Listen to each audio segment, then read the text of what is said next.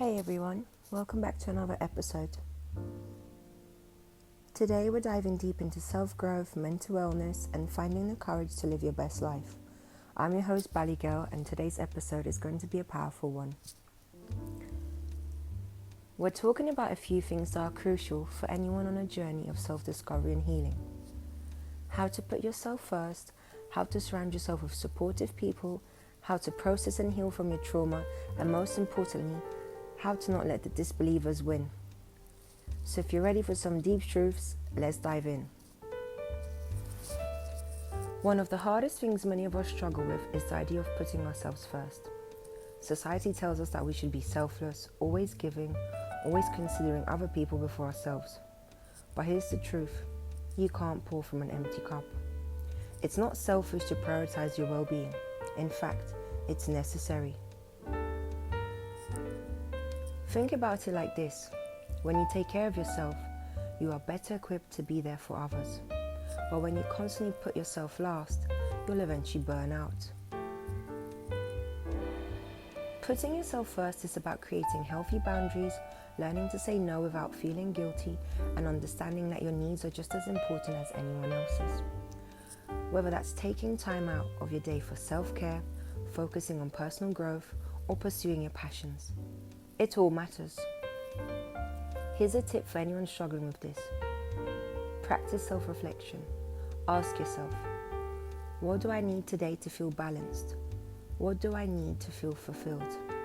Those answers should be non-negotiable. Remember, your mental and emotional health is the foundation of everything else in your life. But of course, it's easier said than done. Especially when there are external pressures from work, family, friends, and even society, telling you that your worth is tied to how much you do for others. That brings us to the next point, the people you surround yourself with. You've probably heard the phrase, you are the average of the 5 people you spend the most time with. It's true.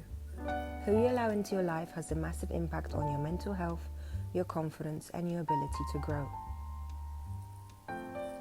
Think about the people in your life right now. Do they lift you up? Do they encourage you to be the best version of yourself? Or do they drain your energy and make you doubt your abilities? Surrounding yourself with supportive people is essential because the right community can help you thrive, while the wrong one can keep you stuck. Supportive people don't just cheer you on, they hold you accountable. They remind you of your worth when you forget, and they give you space to be vulnerable. But here's something important to remember. Supportive people aren't always the ones you've known for the longest. Sometimes, the people who truly get you, who understand your journey, come later in life. And that's okay. What matters is being intentional about who you allow into your inner circle. Your peace and well-being should be a priority. Don't be afraid to distance yourself from toxic relationships, whether they're friendships, family ties, or even colleagues. Life is too short to keep people around you who make you feel small or who constantly project their negativity onto you. Sometimes, surrounding yourself with supportive people means doing some hard work to let go of the ones who aren't good for you.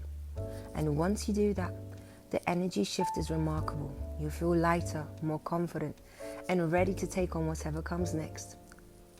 Which brings us to an even deeper topic, processing and healing from trauma. If you've been through trauma, you know how hard it can be to navigate your healing journey. Trauma doesn't just go away because time passes. It sits with you, manifests in different ways, and sometimes it feels like it's a part of your identity. But I'm here to tell you, trauma does not define you.